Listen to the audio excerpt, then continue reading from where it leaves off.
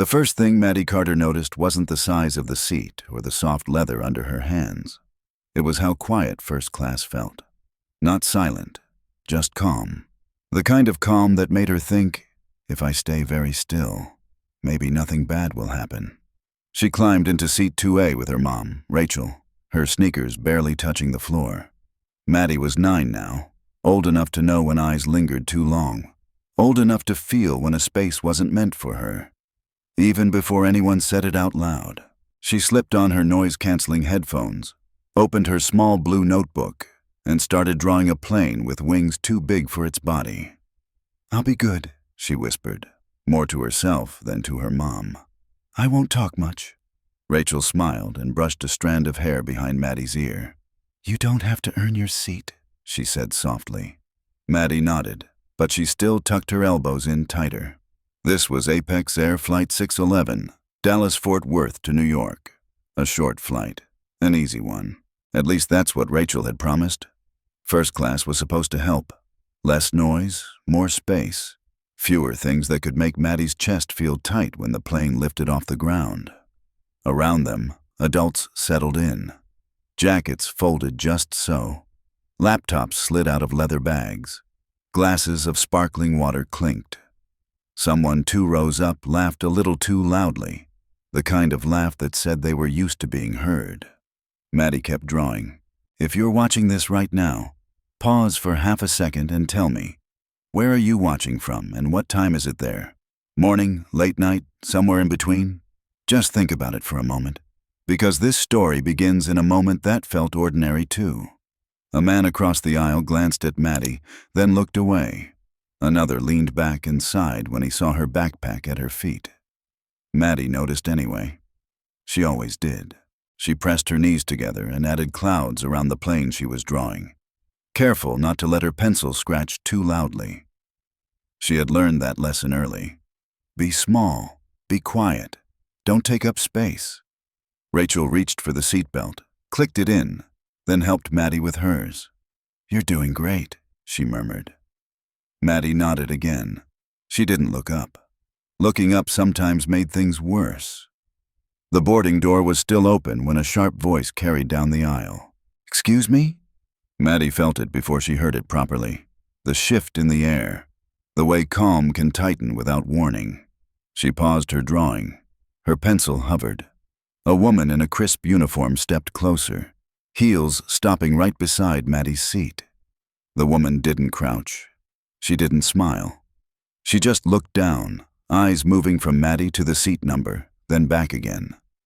Maddie swallowed.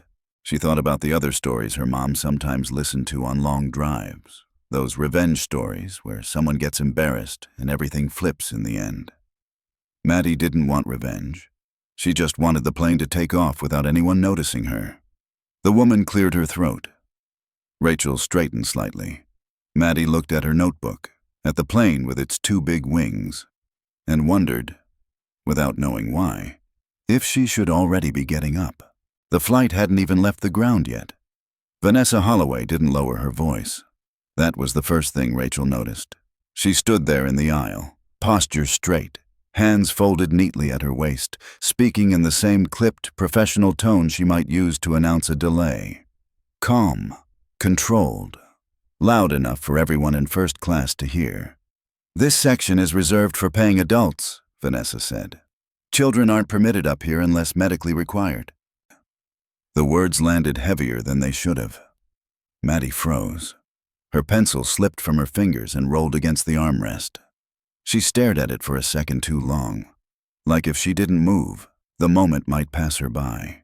Rachel felt the heat rise in her chest. "She has a valid ticket," she said, evenly. "Seat 2A. We booked this weeks ago." Vanessa glanced down at the boarding pass, then back at Maddie. Her eyes didn't soften. If anything, they hardened, like she'd already made up her mind and was now just following through. "Ma'am," she said, still loud, still public. "This cabin is designed for a specific experience. We can relocate your daughter to economy, where she'll be more comfortable." More comfortable.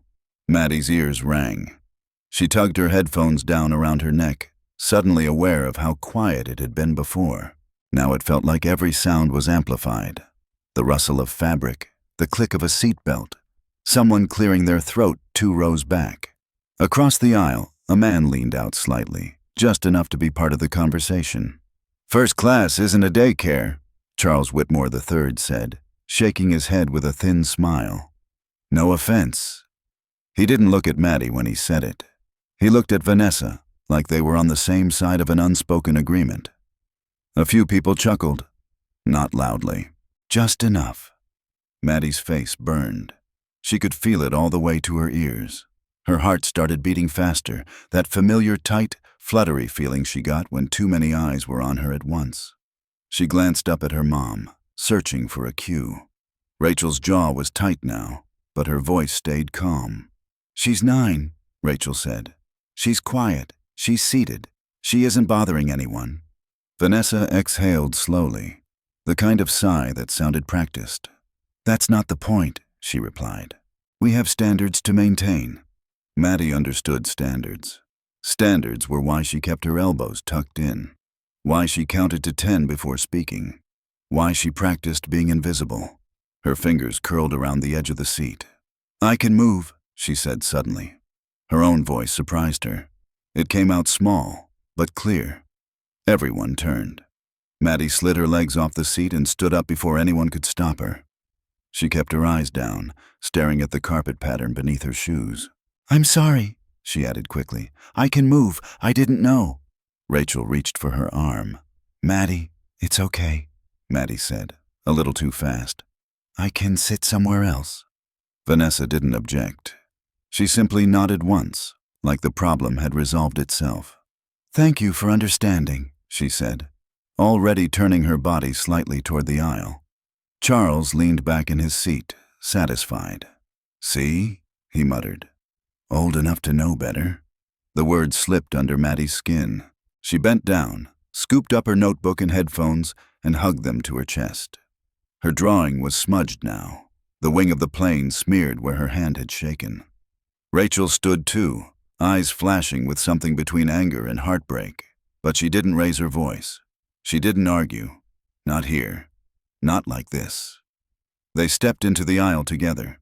As they moved past the other seats, Maddie felt the weight of silence press in. Some people looked away. Others stared openly, curiosity mixing with judgment.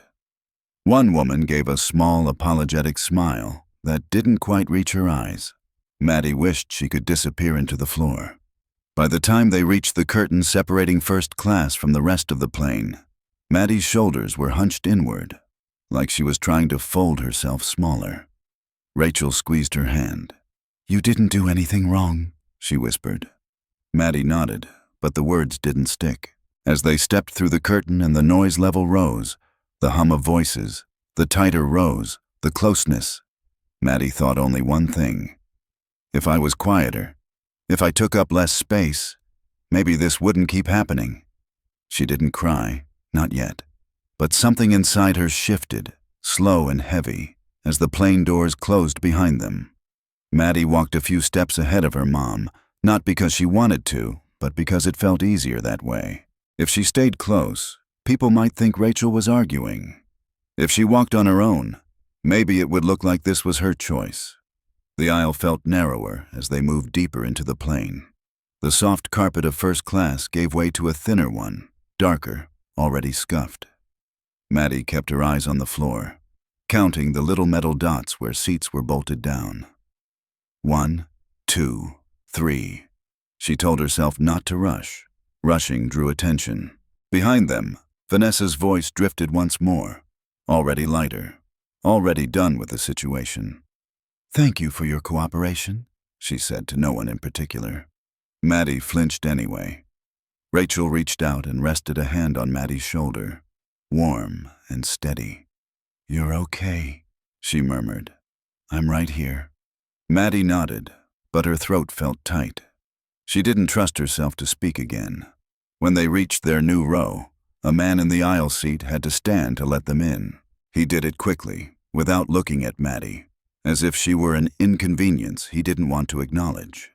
Maddie slid into the window seat, tucking her backpack under her legs. The window was smaller here, the view partially blocked by the wing. She set her notebook on her lap, then hesitated. The drawing didn't look the same anymore. The wings were still there, but now they seemed crooked, uneven. She pressed her thumb over one of the lines, smudging it further. For a moment, she considered tearing the page out, starting over, making it better. She didn't. Rachel buckled in beside her, movement slow and careful, like she was afraid anything sudden might break something fragile. She glanced at Maddie, opened her mouth as if to say more, then closed it again. The plane felt louder back here. A baby cried somewhere behind them. Someone laughed too loudly 2 rows up. A seat reclined with a mechanical whir. Maddie slipped her headphones back on, but she didn't turn them on. "Mom?" she asked quietly. Rachel turned. "Yeah, sweetheart?" Maddie stared straight ahead. "Did I do something wrong?" The question was small. It almost disappeared into the noise around them, but Rachel heard it. She always did. "No," Rachel said immediately. "No, Maddie, you didn't." Maddie nodded again, the same way she always did when adults answered quickly, like they were trying to get past something uncomfortable. She hesitated, then asked the question that had been building since she stood up from seat 2A. "If I was quieter," she said, her voice barely above a whisper, "would they have let me stay?" Rachel's breath caught. For a moment, she didn't answer. Not because she didn't know what to say, but because every honest answer felt too big for a 9-year-old to carry. Maddie took the silence as confirmation. She leaned back in her seat and pulled her arms in tight, hugging herself. Her shoulders curled inward, the way she'd learned to do at school when she didn't want to be noticed, when teachers scanned the room, when kids whispered. She thought about the way Vanessa had looked at her, not angry, not even annoyed, just certain that Maddie didn't belong. She thought about Charles's voice. Old enough to know better. Know better than what? Know better than to exist where someone else thought she shouldn't? Maddie swallowed hard. Her eyes burned, but she refused to cry. Crying made people uncomfortable. Crying made adults impatient. Crying gave them another reason. She reached into her backpack and pulled out a folded piece of paper. It was a list she'd written the night before, tucked between her books. Things to remember on the plane. Sit still. Don't talk too much. Don't kick the seat. Say sorry if someone looks upset. She traced the words with her finger, then folded the paper even smaller. Up in first class, she imagined Vanessa pouring a drink. Charles settling in. The seat she'd warmed only minutes ago already forgotten. The thought landed heavy in her chest. Rachel watched her from the corner of her eye, heart breaking quietly. She wanted to say everything. She wanted to tell Maddie that adults were wrong sometimes, that systems failed, that this wasn't about worth. But Maddie wasn't asking for a speech. She was asking for permission to take up space. The plane began to taxi. The low vibration hummed through the floor, through Maddie's shoes, into her legs. She pressed her forehead lightly against the window, watching the ground blur past. "I'll try harder next time," she said softly, almost to herself. Rachel closed her eyes for half a second. Something had been taken from Maddie back there, not just a seat, not just a drawing, something quieter, more dangerous. Her certainty. And as the plane picked up speed, lifting them both into the air, Maddie stared out at the shrinking runway and wondered when she'd learned that being allowed somewhere wasn't the same as being wanted. The seatbelt sign chimed, sharp and final, like a door closing somewhere Maddie couldn't reach anymore. An announcement followed, routine, cheerful, completely disconnected from what had just happened. The flight attendant's voice floated down the cabin, reminding passengers to stow their belongings and prepare for departure. Maddie listened, confused by how normal everything sounded. She was already seated, already quiet, already gone. Rachel adjusted the armrest between them and leaned in close. "I'm right here," she said again, softer this time, as if saying it quietly might make it more true. Maddie nodded without looking at her. She kept her hands folded in her lap, fingers laced tightly together. The way she did during school assemblies when teachers talked about rules she didn't quite understand but didn't want to break. Her notebook sat closed now. She didn't trust herself to open it. Around them, people continued on. A man shoved his bag under the seat with a huff. A woman behind them complained about leg room. Someone dropped a phone and cursed under their breath. No one mentioned what had happened up front. That part hurt more than Maddie expected. Rachel leaned toward the aisle and caught the attention of a passing flight attendant. Someone younger, someone who hadn't been part of the earlier exchange. Her voice stayed even, calm, almost professional. "Could you make a note in the report," Rachel asked, "that my daughter was moved from first class after boarding?" The flight attendant blinked, surprised by the question. She hesitated, then nodded. "I can pass that along," she said. Not warmly, not unkindly, just neutrally. Rachel thanked her. Maddie watched the exchange without really understanding why it mattered. Reports were adult things. Files. Forms. They didn't change how it felt inside your chest. The engines began to roar, louder now, vibrating through the floor. Maddie pressed her feet flat against the ground, grounding herself the way her therapist had taught her. Feel the pressure. Count the breaths. 1, 2, 3. Her ears popped as the plane lifted, and for a moment she thought about the drawing she'd started. The wings that were too big. The clouds that had looked soft and safe. She wondered if planes ever felt nervous too, right before leaving the ground. Rachel reached for her hand again, this time squeezing gently, once. Maddie squeezed back, but it felt automatic. Like a reflex rather than comfort. As the plane leveled out, Maddie noticed something strange. The air felt different, not lighter, not heavier, just alert, like the moment before a teacher calls on someone by name. A few rows up, someone whispered. Maddie caught only fragments. "Not random.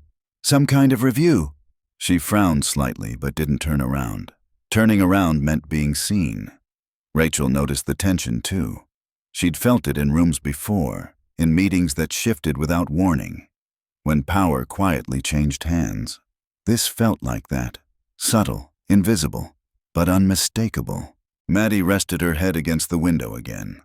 Clouds stretched out below them, endless and white, like sheets no one had folded yet. "I'm tired," she said. "I know," Rachel replied. Maddie closed her eyes, but sleep didn't come. Every time she drifted, she saw Vanessa's face, calm, certain. She heard Charles's voice again, casual and cruel, old enough to know better. Her stomach tightened. 5 minutes earlier, she'd been drawing planes in a quiet cabin. Now she felt like she was floating somewhere between places, unsure where she belonged. Up near the front, a tablet chimed softly. Then another. A flight attendant paused mid-step, reading something on her screen. Her expression changed, just slightly. Her mouth pressed into a thin line. In the cockpit, a message appeared on the captain's display. Brief, clinical, red-tagged. Crew conduct flagged. Hold standard procedures. The captain read it twice. Back in economy, Maddie opened her eyes and stared at the wing outside. Sunlight caught the metal, flashing bright, almost blinding. For a second, she lifted her hand, shielding her eyes. She didn't know it yet, but something had already been set in motion. Not because she'd spoken up, not because she'd fought back, but because she'd been there. And for the first time since leaving her seat, Maddie wondered, not hopefully, not fearfully, but quietly, whether the story of this flight wasn't finished yet. Thousands of miles away from Maddie's narrow window seat, a different kind of room was waking up.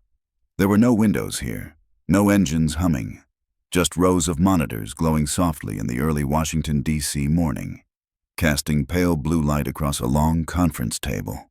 Coffee cups sat untouched. Jackets hung neatly over chairs. The air felt clinical, precise, like a place where emotions were logged, not felt. On the largest screen, a dashboard refreshed. Flight 6111, Apex Air Status, Active Route, DFW, JFK. Below it, A thin, yellow line pulsed once, then turned red. A quiet chime sounded. "Flag just tripped," someone said. Dr. Elaine Porter leaned forward, adjusting her glasses. She didn't raise her voice. She didn't need to. Everyone in the FAA compliance review room had learned that when the system spoke softly, it usually meant something serious. "What kind of flag?" she asked. A younger analyst glanced at his tablet. "Minor discrimination event," he replied, "involving a passenger under the age of 12. Elaine's expression didn't change, but her fingers stilled on the table. "Pull the clip." The screen shifted. Grainy at first, then sharper as the AI synced multiple camera angles. Cabin footage, audio transcripts, seat numbers overlaid in small white text. They watched as a child sat in a first-class seat, watched a uniformed figure step into frame, watched the interaction unfold, word by word, tone by tone. "This section is reserved for paying adults." Elaine exhaled slowly.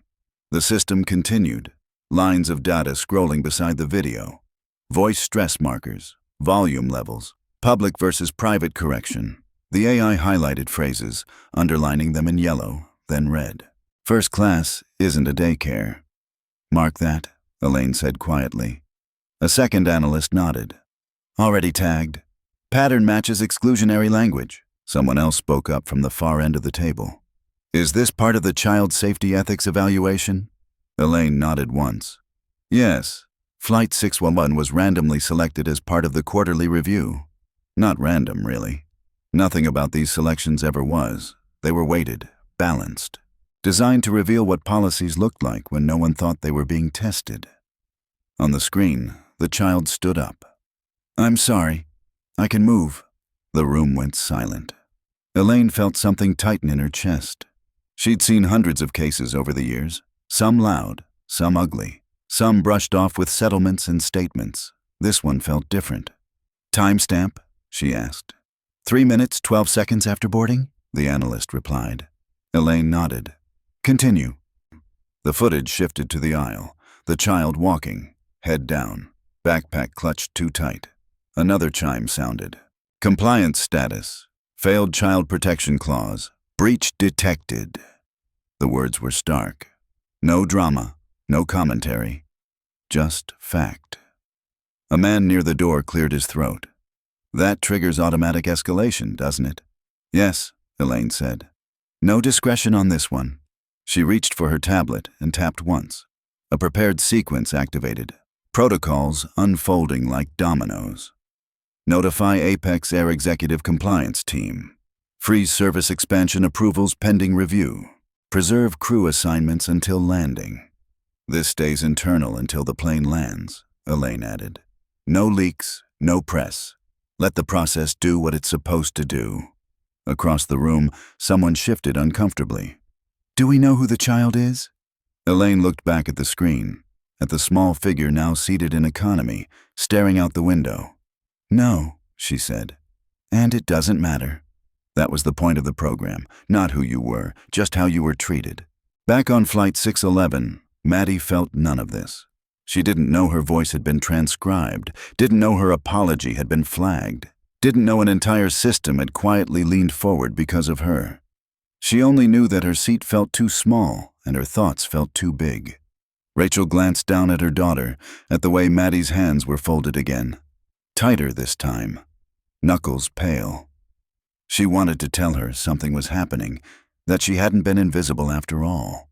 But Rachel had learned, over years of meetings and negotiations, that the most powerful shifts often arrived without announcements. They came quietly, methodically, with consequences that unfolded later. Up front, a flight attendant checked her tablet again. Her brow furrowed. She looked toward the cockpit, then back at the screen, rereading the message as if hoping it would change. It didn't. The plane cruised on, steady and smooth, carrying passengers who believed the worst moment of the flight was already behind them. For Maddie Carter, the hurt was still fresh, but for Apex Air, the clock had already started. 5 minutes passed, though it didn't feel like 5 minutes to anyone on board. It felt longer, thicker, like time had slowed just enough for people to notice it. Maddie felt it first in the air. The cabin didn't get louder or quieter. It got watchful. Conversations dropped into murmurs. A laugh cut off halfway through and didn't return. Someone up front paused mid-sentence, then cleared their throat and changed the subject. Maddie shifted in her seat and glanced at her mom. Rachel was looking straight ahead, her expression calm but alert, the way it got when she sensed something moving under the surface. "What's happening?" Maddie asked softly. Rachel shook her head. "I'm not sure yet." Up in first class, Vanessa Holloway stood near the galley, tablet in hand. She stared at the screen longer than necessary, scrolling back up, then down again, as if she'd missed something the first time. She hadn't. The message was short, formal, unforgiving. Crew conduct flagged. Maintain current assignments until landing. Await further instruction. Vanessa's jaw tightened. She glanced toward the cockpit, then back down the aisle, past the curtain, toward the rows where the child now sat. She swallowed. Charles Whitmore III noticed the change too. He leaned back in his seat, frowned, and waved a hand slightly when his drink didn't arrive as quickly as it should have. "Is there a problem?" he asked, irritation creeping into his voice. The flight attendant beside him forced a polite smile. "Just a brief delay, sir." That answer usually worked. This time it didn't. In the cockpit, the captain adjusted his headset and reread the message on his display. He'd flown long enough to recognize certain phrases. This was one of them. Hold standard procedures. It didn't mean turbulence. It didn't mean weather. It meant oversight. He exhaled slowly and keyed the intercom, not to the cabin, but to the crew channel. His voice stayed even, professional. "All crew, remain at assigned posts. We'll conduct a review upon landing." No explanations, no names, just enough to make the point. Back in economy, Maddie stared at the seatback in front of her, trying to focus on the tiny safety card tucked into the pocket. Her reflection stared back at her from the dark screen of the in-flight monitor, eyes a little too wide, face a little too still. She didn't feel relief. She didn't feel victory. She felt confused. "Mom," she said again, quieter this time. "Are we in trouble?" Rachel turned to her immediately. "No," she said. "Absolutely not." "But everyone's acting weird." Rachel hesitated. She chose her words carefully. "Sometimes," she said, "when something isn't right, people notice it later than they should." Maddie thought about that. "So, was it not right?" she asked. Rachel didn't answer right away. Up front, a flight attendant whispered something to Vanessa. Vanessa nodded once, stiffly, then straightened her uniform, smoothing the fabric like it could smooth the situation too. Charles leaned toward her. "I assume this isn't about that earlier nonsense," he said under his breath. Vanessa didn't respond. That silence unsettled him more than an argument would have. A few rows back, someone leaned into their seatmate and murmured, "I think this flight's under review." Another voice replied, "Over what?" A pause. "A kid."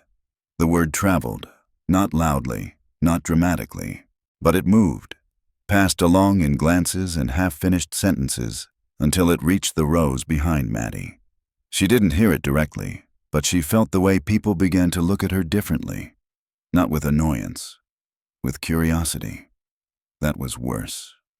She shrank into her seat, pulling her knees up slightly, wishing, just for a second, that she could disappear between the clouds outside. "I don't like this," she whispered. Rachel wrapped an arm around her shoulders, firm and grounding. "You're okay," she said again. "Nothing bad is happening to you." Maddie nodded, but the tightness in her chest didn't ease, because something was happening. She could feel it. The plane cruised steadily east, sunlight shifting across the wing. In the cockpit, the captain adjusted their course by a fraction of a degree, muscle memory guiding his hands while his mind stayed on that message. In Washington, a clock ticked forward, and in seat 18F, Maddie Carter sat quietly, wondering why the world seemed to be rearranging itself around her, and why she still felt so small inside it. By the time the snack cart rolled down the aisle, the whole plane felt like it was holding its breath. Not because of turbulence. The ride was smooth. The sky outside Maddie's window looked like a clean sheet of paper, endless and bright. But inside the cabin, the mood had shifted into something tense and careful, like everyone was waiting for an adult to come back into the room and decide what the rules were. Maddie watched the cart approach, then looked away. She wasn't hungry. She couldn't imagine being hungry after what had happened. Her stomach felt like a tight fist. Rachel touched her arm. "Do you want some water?" she asked gently. Maddie shrugged. The flight attendant stopped at their row. She was younger than Vanessa, her smile softer, but her eyes looked tired. She glanced at Maddie for a half-second longer than necessary, then at Rachel. "Hi," she said. "Can I get you anything to drink?" Rachel studied her face. Something in Rachel's expression shifted, subtle but deliberate. "Just water," she answered. "And could you tell your purser I'd like to speak with her when she has a moment?" The attendant blinked, then nodded quickly. "Yes, ma'am." Maddie's shoulders tensed. "Why?" she whispered as soon as the cart moved on. Rachel leaned closer. "Because we're not going to pretend this didn't happen," she said softly. "We're going to handle it the right way." Maddie stared at her mom. "Are you going to yell?" Rachel shook her head. "No, I'm going to be clear." Maddie didn't understand how being clear could matter when people had already decided who you were. Up front, Vanessa stood by the galley, still holding her tablet like it weighed more than it should. She had been doing this job for years. She knew how to control a cabin. She knew how to steer problems into quiet corners where no one could see them. But whatever was happening now wasn't something she could smile away. A flight attendant approached her and whispered, "The woman with the child wants to speak with you." Vanessa's eyes narrowed for a fraction of a second. "Which woman?" she asked sharply, though she already knew. "The one you moved." Vanessa pressed her lips together. For a moment, she looked like she might refuse. Then she glanced at her tablet again, saw the message still sitting there like a bruise, and changed her mind. "Fine," she said. "I'll go." She walked down the aisle with practiced composure, shoulders back, chin slightly lifted. She passed through the curtain into economy, and the air changed immediately, louder, closer, less polished. People watched her approach. A few phones lifted, subtle and quick. Vanessa stopped beside Maddie's row. Maddie's heart kicked hard in her chest. She stared at her lap, at her hands, at the edges of her notebook. She could feel Vanessa's presence like a shadow over her shoulder. Rachel didn't flinch. She looked up at Vanessa steadily. "Hi," Rachel said, calm, even. "My daughter had a valid first-class ticket." Vanessa's smile appeared, tight and professional. "Yes, ma'am. And we relocated her for the comfort of the cabin." Rachel's voice didn't rise, didn't. "The comfort of the cabin," she repeated, letting the words sit there. "So you removed a 9-year-old from the seat she paid for?" Vanessa's smile wavered. "Ma'am, we have policies." Rachel nodded slightly. "Then I'd like you to show me the policy that says children can't sit in first class if they have a ticket." Vanessa's eyes flicked toward the aisle. She could feel people listening. She could feel the cameras. "Ma'am," she said, lowering her voice now. "Too late, the damage already done. This isn't the best place for this conversation." Rachel leaned forward just a fraction. "You made it this place," she replied. Maddie's throat tightened. Her hands started to shake, small tremors she tried to hide by pressing her palms against her thighs. Vanessa glanced down at Maddie for the first time, as if really seeing her. Maddie didn't look up. Rachel spoke again, softer but sharper. "Do you know what my daughter said when you told her to move?" Vanessa's jaw tightened. "I'm sure she understood," she said. Rachel's eyes didn't blink. "She stood up and apologized," she said. "She apologized for sitting where she was allowed to be." A murmur rippled through the nearby rows. Maddie's cheeks burned. She wished her mom hadn't said it out loud. Vanessa's expression flickered. For a moment, something like uncertainty appeared. Then it disappeared, replaced by defensiveness. "Ma'am," she said coldly, "your daughter will be fine. Children are resilient." That sentence hit Rachel like a slap. Rachel's voice stayed low, but the calm in it changed into something stronger. "She's not a rubber ball," Rachel said. "She's a child, and you treated her like she was disposable." Vanessa opened her mouth, and for the first time, no words came out immediately, because her tablet chimed again. A new message, short, official. "Passenger incident under review. Purser to report upon landing." Vanessa's face drained of color. Rachel saw it. Maddie saw it too. Not the message, but the shift. The way Vanessa's confidence suddenly cracked at the edges. Vanessa straightened, forcing her smile back into place like armor. "We'll discuss this when we land," she said quickly. "Excuse me." She turned and walked away, faster than she meant to. Behind her, whispers grew louder. Not about Maddie being a kid in first class. About why the purser looked like she'd just been caught doing something she couldn't undo. The first headline didn't come from a newsroom. It came from a phone. Someone 3 rows behind Maddie leaned forward, eyes glued to their screen, and whispered, "Wait, what?" Another passenger leaned in. "What is it?" The man turned the phone slightly, just enough for the glow to spill into the aisle. "This flight," he said quietly. "It's part of an FAA ethics review. Child safety, service conduct." The words moved faster than the plane. They didn't travel like gossip, loud and sloppy. They traveled like information, measured, careful, almost respectful. From seat to seat, from glance to glance, people pieced it together. That kid, that seat, that purser. Maddie felt the change before she understood it. The looks were different now. No longer annoyed, no longer dismissive. Curious, concerned, a little uneasy. She hated that too. Rachel sensed it immediately and shifted closer, angling her body just enough to shield Maddie without making a show of it. "You don't have to pay attention," she murmured. "Just breathe." Maddie nodded, but her eyes drifted anyway. She caught fragments of conversation, like pieces of a puzzle she didn't want to solve. Automatic failure. Gold route approval. That's billions, not millions. Up front, Charles Whitmore III sat straighter in his seat. He'd noticed the flight attendants weren't laughing anymore, not hovering, not eager to refill his glass. He leaned toward the aisle as one passed. "What's going on?" he asked, irritation sharpening his voice. "Why does everyone keep staring?" The attendant forced a smile that didn't reach her eyes. "Just a routine review, sir," Charles scoffed. "Over a kid?" The attendant hesitated. That hesitation said more than words ever could. In the cockpit, the captain received another update. This one longer, more detailed. FAA Ethics Review. Active Service Expansion. Status: suspended pending investigation, affected routes, domestic Tier 1. He exhaled slowly. Tier 1 meant the golden routes. Dallas to New York to LA, Chicago to Miami, the lifeblood of domestic revenue. Back in Washington, Elaine Porter watched the confirmation come through. Apex Air had officially failed the evaluation. Not because of a single sentence, not because of one decision, because of what followed.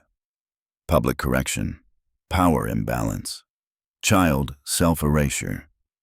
The system didn't care about intent, it measured impact, and the impact was clear.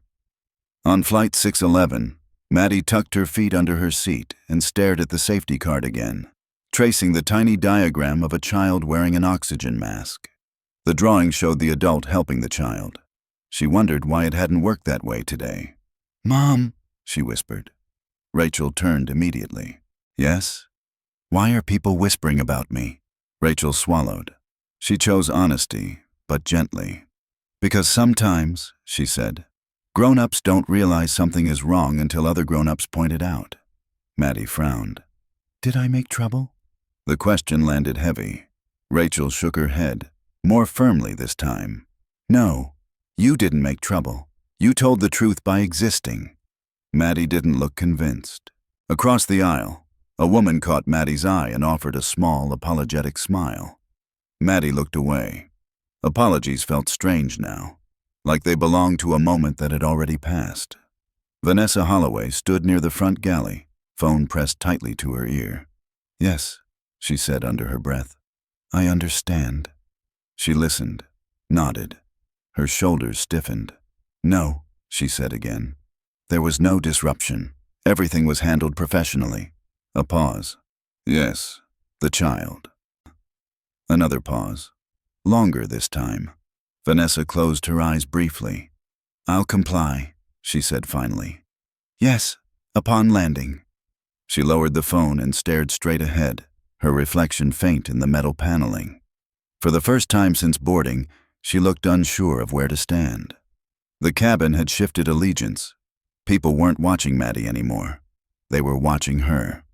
Maddie felt the weight lift just slightly, like a tight knot loosening one thread at a time. But it didn't feel like relief. It felt like standing in the aftermath of something loud, ears ringing, unsure what came next. The plane cruised on, sunlight sliding across the seats. Outside, the sky was endless, indifferent to fairness or failure. Inside, a reckoning was taking shape. And Maddie Carter, 9 years old, sat quietly in her seat, still wondering the same thing she'd wondered since leaving first class.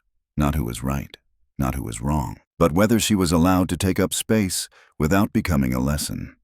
The plane began its slow descent an hour later, the subtle tilt barely noticeable unless you were paying attention.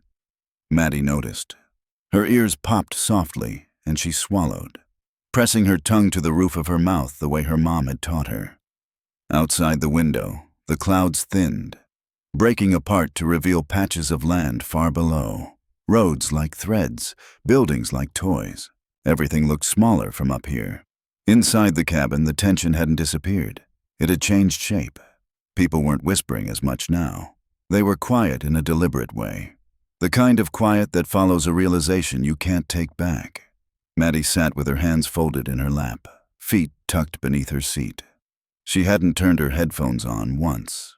Music felt wrong somehow, like it would cover up something she needed to hear. Rachel glanced at her again and again, searching Maddie's face for clues she didn't know how to read. Maddie looked calm. Too calm. That frightened her more than tears would have. The seatbelt sign chimed on. "Ladies and gentlemen," the captain's voice came over the intercom, steady and formal. "We'll be beginning our final approach into New York. Please return to your seats and ensure your seatbelts are fastened."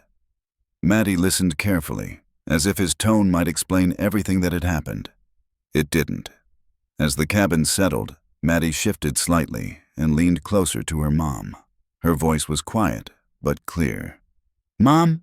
Rachel turned immediately. "Yes, sweetheart?" Maddie hesitated. She stared straight ahead, not at her mom, not at the window, but at the blank screen on the seat in front of her. Her reflection stared back faintly, eyes darker than usual. "Am I allowed," she asked slowly, "to take up space?" Rachel's breath caught. The question didn't sound rehearsed. It wasn't dramatic. It didn't accuse anyone. It sounded like something Maddie had been carrying for a long time and had finally found the words for. Rachel opened her mouth, then closed it again. She felt the answer rise up instinctively. "Of course you are. Of course you are." But she stopped herself, because Maddie wasn't asking for reassurance. She was asking for the truth. The plane hummed around them. Someone across the aisle adjusted their seat. A bag shifted in the overhead bin. Ordinary sounds, continuing as if nothing monumental had just been asked. Rachel placed her hand gently over Maddie's. "Why would you ask that?" she said softly. Maddie shrugged, but it was a small, tired movement.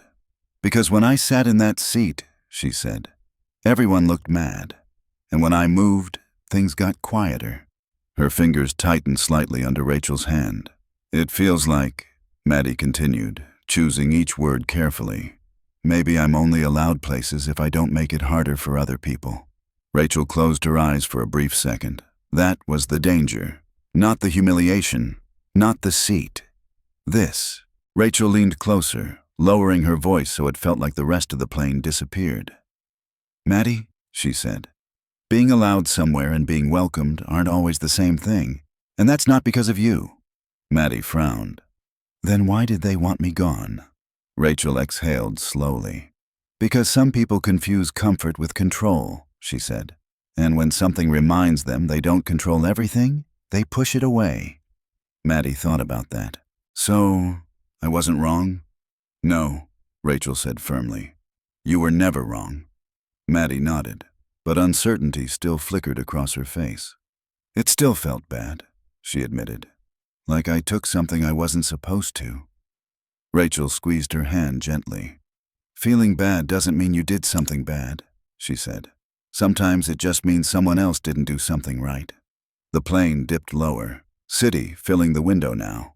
Bridges, rivers, clusters of light even in the afternoon. Maddie watched it all in silence. Up front, Vanessa Holloway sat rigidly in the jump seat, hands clasped together. She stared straight ahead, jaws set, as if bracing for impact. Charles Whitmore III avoided looking toward economy entirely. The reckoning had already happened. What remained was understanding. Maddie leaned back in her seat, still holding her mom's hand. Her question didn't vanish. It didn't get neatly answered, but something shifted. She realized she hadn't taken up space by sitting in first class. She had taken up space by apologizing for herself. And as the plane descended through the last layer of cloud, Maddie made a quiet promise she didn't say out loud. Next time, she wouldn't be so quick to stand up. The plane touched down with a gentle thud, tires meeting the runway like punctuation at the end of a long sentence. For a moment, no one moved. Then the familiar sounds returned. Applause from a few rows back, the click of seatbelts releasing, the shuffle of people reaching for bags. Life rushing back in, pretending nothing had happened. Maddie stayed still. She watched the wing outside slow as the plane taxied, sunlight flashing across the metal. Her heart felt lighter than it had in the air, but not free. More like something heavy had been set down beside her instead of on her chest. The captain's voice came on again, this time less cheerful, more measured. Ladies and gentlemen, welcome to New York. Please remain seated while we complete our arrival procedures. Rachel noticed it immediately. The phrasing. Remain seated. Not standard, not casual. She felt Maddie's hand tighten in hers. Are we in trouble now? Maddie asked quietly. Rachel shook her head. No, this part isn't about you. Up front, Vanessa Holloway stood and adjusted her uniform one last time. Her reflection in the cabin divider looked unfamiliar to her, paler, more brittle. She glanced toward the aisle, toward economy, then looked away. The doors hadn't opened yet when a man in a dark blazer stepped onto the plane from the jet bridge, followed by a woman carrying a slim tablet. No airline smiles, no pleasantries. The cabin went silent. Good afternoon, the woman said clearly.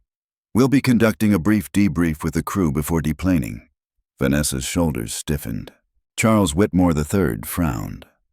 Is this necessary? He muttered to no one in particular. No one answered him. Rachel felt the shift then, not triumph, not revenge, but accountability. The quiet kind. The kind that didn't need raised voices. The woman continued. Passengers will be free to exit shortly. Thank you for your patience. She turned toward the galley. Vanessa followed, her heels sounding louder than they had all flight. Maddie watched them disappear behind the curtain. It didn't feel like winning. It felt like watching adults finally do something they should have done earlier. A few minutes later, a flight attendant approached Rachel and Maddie's row. This time, she crouched down to Maddie's eye level. I'm sorry for what you experienced today, she said gently. We're going to make sure it's addressed. Maddie nodded, unsure what to say. Apologies still felt strange, like they were trying to close a door that had already opened something inside her. When the doors finally opened, people stood and filed out, slower than usual. Some glanced at Maddie as they passed, not with curiosity now, but with something closer to respect. Others looked at the floor. Rachel gathered their bags. As they stepped into the aisle, Maddie hesitated. She looked once more toward the front of the plane, at the empty first-class seats. Seat 2A sat there, untouched, just a seat again. Rachel noticed. You okay? She asked. Maddie nodded. Yeah. They stepped off the plane into the brightness of the terminal. Cameras flashed somewhere down the corridor, not for Maddie, but for the airline representatives emerging behind them. Voices overlapped. Questions flew. Rachel guided Maddie through it calmly, shielding her with practiced ease. Hours later, in a quiet conference room tucked away from the gates, a statement was read aloud.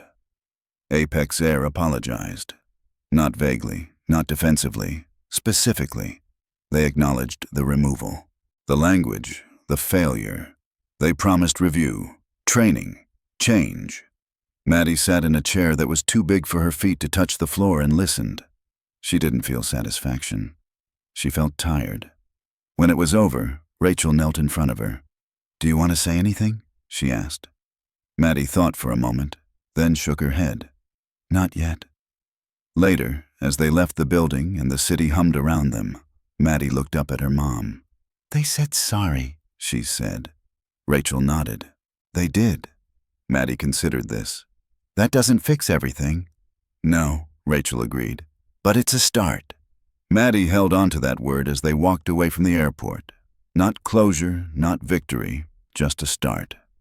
The room was quieter than Maddie expected. Not the kind of quiet that made her nervous, like the cabin had been. This was a softer quiet, carpeted, deliberate, the kind where people were choosing not to interrupt. The conference room overlooked the tarmac. Through the wide glass windows, Maddie could see planes rolling in and out, tails marked with different logos, different colors. They all looked the same to her now. Just planes. Just machines carrying people who hoped to get where they were going without being made to feel small. She sat in a chair that felt too big for her body, feet dangling just above the floor. Her sneakers swung slightly, back and forth, the motion steadying her. Rachel sat beside her, close enough that Maddie could feel the warmth of her arm. Across the table, several adults waited, not impatiently, not politely. They waited the way people do when they know they're supposed to listen.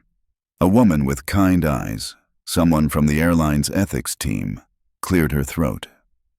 "Maddie," she said gently, "we wanted to give you the option to say something, only if you want to. There's no pressure." Maddie nodded slowly. She hadn't planned to speak.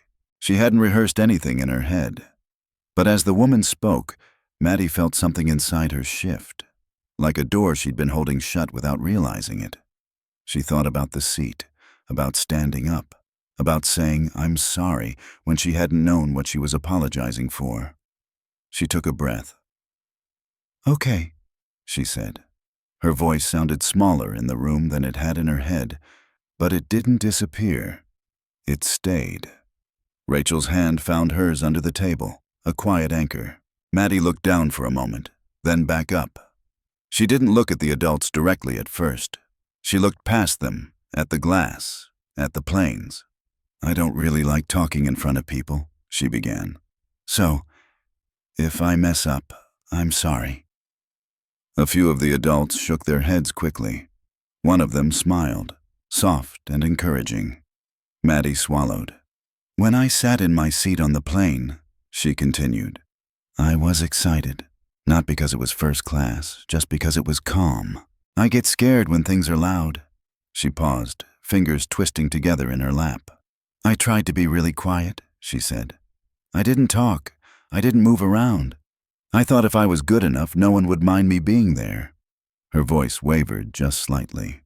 "But then the lady told me I couldn't sit there. And she didn't say it like I'd done something bad. She said it like it was obvious, like I should have known." The room stayed silent. Maddie took another breath. It came easier this time.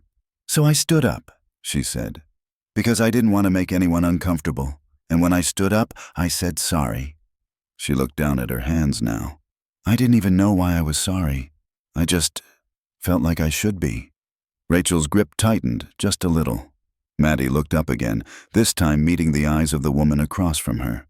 "I don't want anyone to get in trouble because of me," she said quickly, the words tumbling out faster now. "I don't want anyone fired. I don't want people to be mad." A few heads nodded. "I just don't want kids to feel small," Maddie continued, her voice steadier now, stronger. for sitting where they're allowed to sit, or for being quiet or loud or scared. She glanced at the window again, then back at the table. Sometimes, she said, grown-ups think kids don't notice things. But we do. We notice when people don't want us around, and we start trying to fix ourselves so we won't be a problem. Her words landed heavy in the room.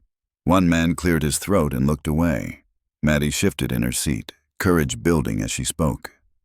I don't think that's fair, she said, because kids already try really hard. She paused, then added softly, at least I do. Rachel felt tears sting her eyes, but didn't let them fall. She kept her focus on Maddie, on the way her daughter sat a little straighter now, shoulders no longer curled inward. So I guess, Maddie said, hesitating at the end, I just want people to remember that kids are people too, and we don't need to earn being treated nicely. The room was silent for a long moment after she finished. Not awkward. Reverent. Then the woman from the ethics team spoke, her voice thick with emotion. Thank you, Maddie, she said. That was incredibly important. Another woman nodded.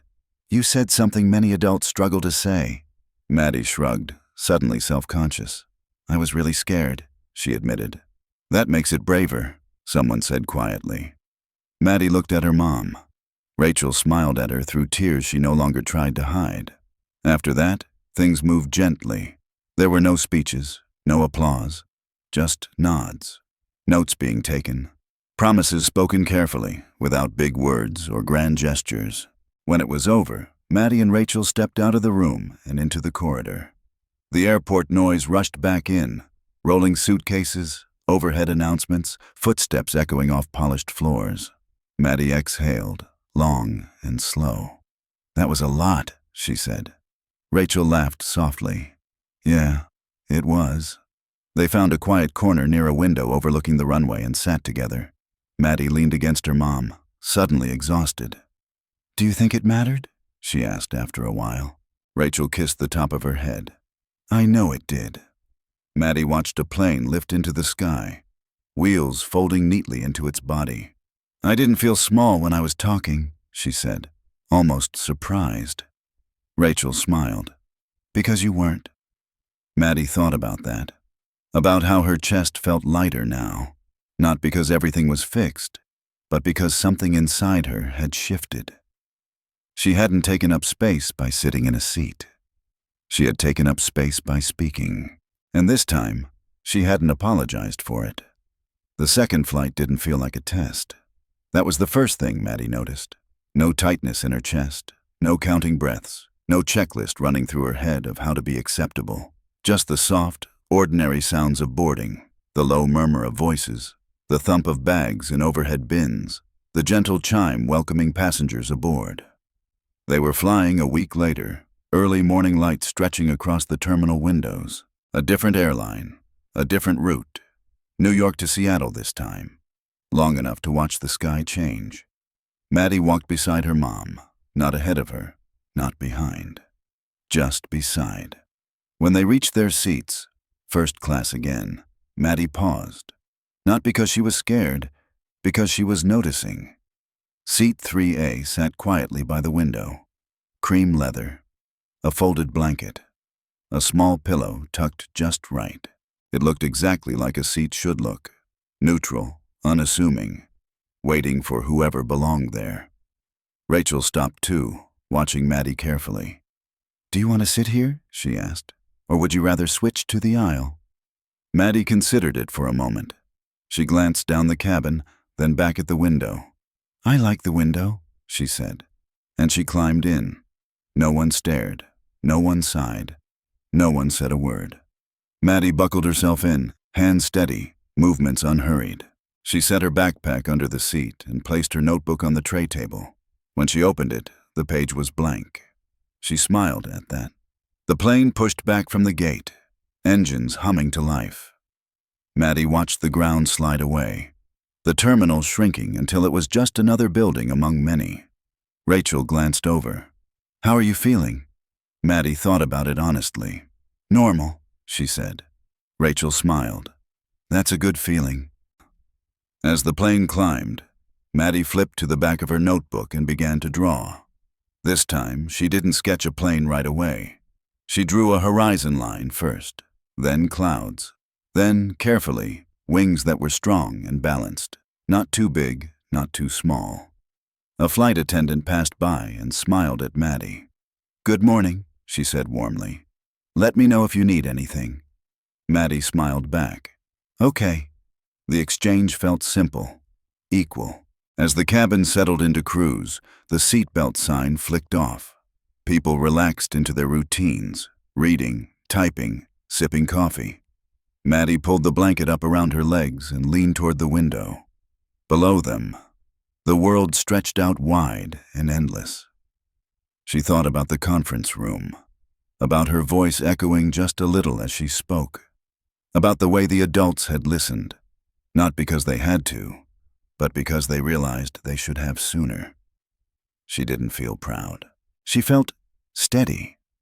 Rachel reached for her coffee and took a sip, then glanced at Maddie's drawing. "That's beautiful," she said. Maddie shrugged, a small smile tugging at her lips. "I'm trying something new." "What's that?" "Not erasing so much," Maddie replied. "If I mess up, I just keep going." Rachel nodded, recognizing the truth beneath the words. A while later, Maddie noticed the curtain separating the cabin flutter slightly as someone walked through.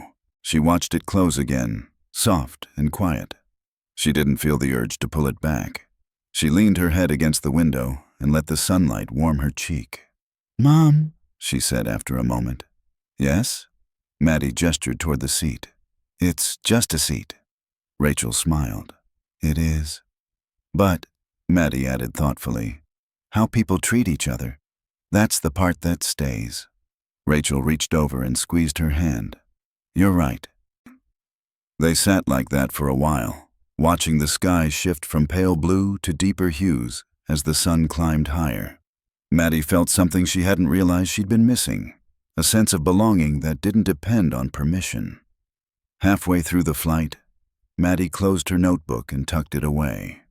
She didn't feel the need to keep proving anything to herself.